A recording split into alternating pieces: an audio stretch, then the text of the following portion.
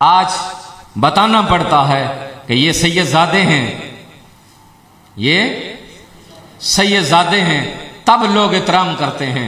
जिनके मानने वाले हम हैं इमाम अहमद रजा बरेलवी रहमतुल्लाह ताला अलैह। आप पालकी पे सफर करते थे, एक दफा पालकी में सवार हुए तो फरमाया पालकी नीचे रखो। कहा हुजूर क्या हुआ? कहा मुझे खूने रसूल की खुशबू आ रही है, मुझे खूने रसूल की खुशबू आ रही है।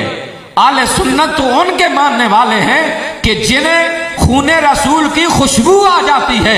आप बाहर आए, आकर पूछा आप में से जिन्होंने पालकी उठाई है कौन है जो मेरे नबी का खून है? सबने कहा हम नहीं। एक ने सर झुकाया, कहा हुजूर आप छोड़े ये मसला, आपने सफर करना है, मजदूरी करने दे। कहा नहीं, आप बताइए। कहा मैं ही हूं, लेकिन मैं मजदूरी करने के लिए आया हूं।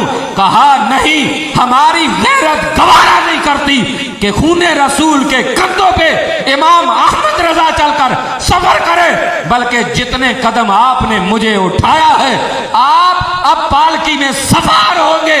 इमाम अहमद रजा बरेलवी इतने कदम कंधों पे सवार करके चलेगा, इसलिए कि अगर कल कयामत के दिन मुझे रसूलुल्लाह ने पूछ लिया कि तू मेरे शहजादे के कंधों पे सफर करता है, मैं क्या जवाब दूंगा?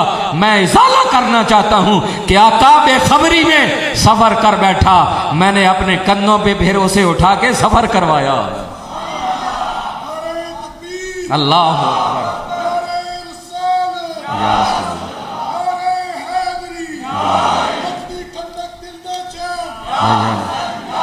अखदी ठंडक दिल दा चैन, अखदी ठंडक दिल दा चैन। नारे तहकीक, नारे गौसिया,